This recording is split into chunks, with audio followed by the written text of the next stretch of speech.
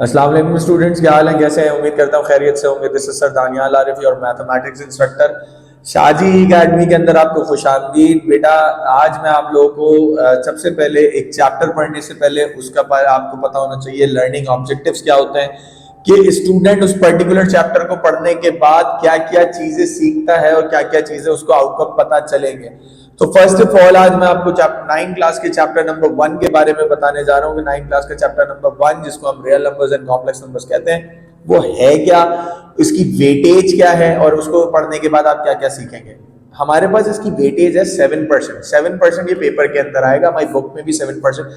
मतलब लाइक अगर हमारे पास इसको एक एवरेज देखा जाए तो एक शॉर्ट क्वेश्चन आएगा और साथ 2 एमसीक्यूज आएंगे। मूविंग फर्दर कि हमारे पास इस चैप्टर के अंदर के सबसे पहली चीज जो आप रिकॉल करेंगे वो क्या है कि रियल नंबर्स क्या होते हैं। आप पहले सबसे पहले नंबर्स का गेम्स देखेंगे, नंबर्स के क्या सारे नंबर्स के बारे में पढ़ेंगे, फिर उसके बाद आप पढ़ेंगे रियल नंबर्स के बारे में। फिर रियल नंबर के बारे में पता चलेगा कि रियल नंबर जो है यूनियन होता है रैशनल का, इर्रेशनल नंबर्स का और रैशनल नंबर्स का। सेकंड चीज आप सीखेंगे कि रियल नंबर्स को कैसे नंबर लाइन के ऊपर रिप्रेजेंटेशन दी जाती है।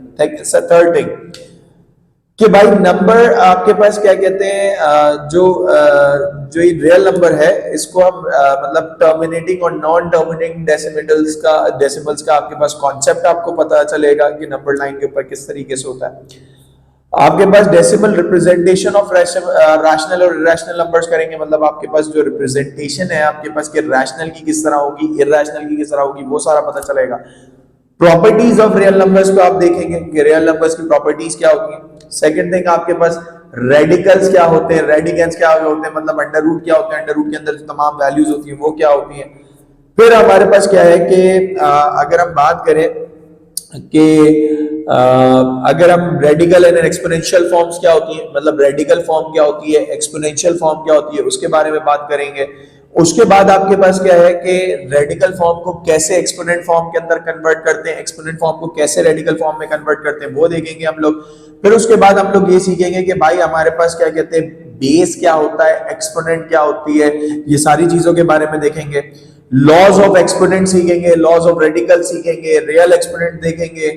अच्छा, आपके पास क्या है, यूक्लिडियन कॉम्प्लेक्स नंबर आपके पास सामने आएगा, यूक्लिडेट करेंगे हम लोग आपके पास कॉम्प्लेक्स नंबर को, जिसको हम z से डिनोट करते हैं। उसकी स्टैंडर्ड फॉर्म होती है a plus iota b। a जो होता है रियल पार्ट होता है, आयोटा b जो होता है इमेजिनरी पार्ट होता है। इसको हम लोग कोऑर्डिनेट फॉर्म में भी लिखते हैं, a b की फॉर्म में। आयोटा की वैल्यू अंडर रूट -1 होती है।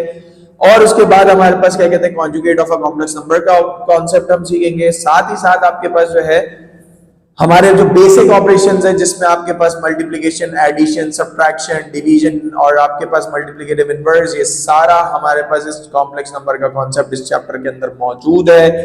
अगर आपको कोई ना कोई मसला आपके पास पेश आता है रिगार्डिंग आपकी कुछ ऑनलाइन क्लासेस के अंदर, तो शाह ई एकेडमी का आपके पास जो है एक कॉन्टैक्ट नंबर वहां पे ऑफिशियल आपको मौजूद है। सारी आप क्वेरीज वहां पे कंसल्ट कर सकते हैं। टिल देन अपना बहुत ख्याल रखिएगा। अल्लाह हाफिज। Thank you.